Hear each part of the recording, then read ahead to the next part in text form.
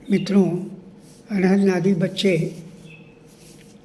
जो कविता संग्रह हमारा है वो जेएमडी पब्लिकेशन नई दिल्ली से प्रकाशित हुआ। इसकी समीक्षा डॉक्टर कृष्णकांत दुबे जो पंडित सुंदरलाल मेमोरियल परास्नातक महाविद्यालय के सहायक प्रोफेसर हैं, उन्होंने लिखा है। मैं उसका आपसे साझा कर रहा हूँ। देखिए, सुशील राकेश के काव्य सृजन का समय लगभग 5 दशक को छूने वाला है। आमजन से संबंधित पीड़ा सुशील राकेश के काव्य सृजन का मूल स्वर है। वो घोषित, उपेक्षित और सर्वहारा वर्ग के सहज सजग कवि हैं। उनकी बेबाक भाषा शैली शब्दों की क्रांति सी लगती है, जिसमें न्याय और समानता प्राप्त करने की ललक खूब दिखाई पड़ती है। प्राकृतिक तत्वों का भी भरपूर समन्वय देखने को मिलता है। ये कहना अधिक उचित होगा कि कवि सुशील राकेश जीवन तत्वों को अलग अलग करके नहीं देखते, बल्कि एक दूसरे से शक्ति प्राप्त करते हुए आगे बढ़ते हैं। जनवादी काव्यांदोलन को सुशील राकेश ने इन्हीं सब तत्वों को संजोकर चलते हैं। सुशील राकेश की काव्य जगत में पहचान मानवीय संबंधों की जटिलताओं को रेखांकित करने वाले कवि की है। अनहद नादी बच्चे कविता संग्रह भी इसका अपवाद नहीं है। संग्रह की कविताएं वर्तमान दौर से आने वाली कविताओं की अधिकांश कविताएं भली भांति कोई आंदोलन साथ लेकर नहीं चलती, किंतु उनकी विषय वस्तु जन साधारण को आत्मबल प्रदान करती है। कविताएं अपने संदर्भों में सिमट कर चलती हैं, कहीं पर भी अतिक्रमण जैसी स्थिति नहीं आती। कवि की यह सबसे बड़ी विशेषता है कि वह भाव भाषा पर पूर्ण नियंत्रण रखता है। विषय के हिसाब से अपना शिल्प कविताएं खुद ब खुद बुन लेती हैं और अत्यंत सहज भाव से बिना कोई विशेष भूमिका के अपनी बात कह जाती हैं।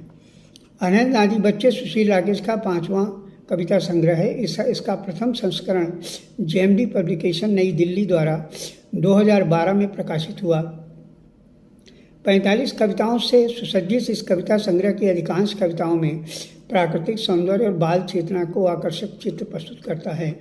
इन कविताओं को पढ़कर ऐसा लगता है कि रचनाकार के अंतःकरण में छिपे प्रकृति प्रेम और वात्सल्य की भावना दोनों एक नए रूप में प्रस्तुत हुई हैं। इसके अलावा सामाजिक, राजनीतिक और राष्ट्रीय स्तर पर फैली अव्यवस्थाओं पर भी कवि की दृष्टि है और सार्थक टिप्पणी करते हुए लोगों को जागरूक करने का प्रयास करता है।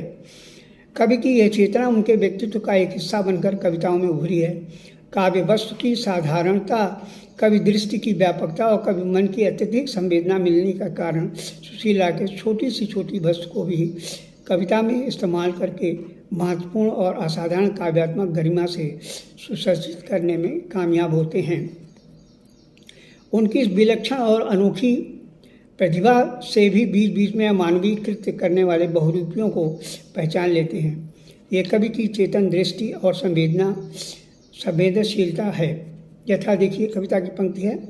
कला और रचनात्मकता से संजोई वृक्षों पौधों पर यह उजाड़ नगर, कचरा और कीचड़ का भाद शब्द पृष्ठ लीप पोत देता है और खुद होता है अखबारों में छपवा कर कि अच्छा सलूक किया।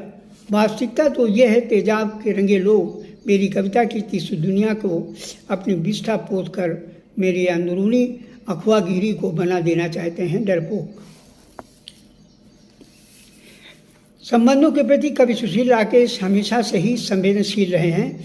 उनका मानना रहा है कि संबंधों की लंबी दूरी तय करने के लिए आपस में विश्वास की डोर अत्यंत मजबूत होनी चाहिए, वरना थोड़े समय में बिखराव शुरू हो जाएगा। संकल्प और प्रतिबद्धता से ही दो पक्षों में तालमेल और सामंजस्य स्थापित होता है। कवि इन सब बातों को खूब जानता है, साथ ही निर्वहन के लिए अपने हर समय तैयार भी रहता है। संग्रह की कविता साथ साथ में दोनों दुनिया के संबंधों के प्रतिषेधक व आह्वान करने का प्रयास करता है। कविता की पंक्ति देखिए। कांटों की भीड़ पर विश्वास न करना, पंख फैलाकर उन्हें समेट लूँगा। शब्द के हृदय में गमकना, बरसना, लरजना, मुस्कुराना, इंद्रधनुष नाप लेना, आकाश का रास्ता जहाँ तुम्हारी आँखों की दीप्त मुझे अपना लेगी। सहज ही कुछ कविताएं मानवता के नाम पर समाज को ठगने वाली बिरादरी की पोल खोलते हुए सामान्य जन को इससे सावधान रखने की प्रेरणा देती है। रचनाकार को अच्छी तरह पता है कि मंच पर सुशोभित होने वाला प्रत्येक व्यक्ति पूजनीय नहीं होता और न ही उसकी कथनी करने में समानता होती है। ऐसे लोग बहुत बहुरूपीय हैं। कवि सुशील राकेश ने ऐसे लोगों को बहुत करीब से देखा व जाना पहचाना है, लेकिन वो अपनी आत्मीयता और बनावटी मुस्कुराहट से सबको अपनी आकर्षित करता है। कवि कहता है कि वह सूखता है कबूतरों के खिलाफ, वह घसीटता है इच्छाओं के विरुद्ध, वो पीता है नगाड़ों का समूह, वह सब कुछ घटक जाता है, भरता है पेट, वो समझता नहीं कि एक नदी की तलाश है, समझता नहीं कि एक नदी की तलाश है।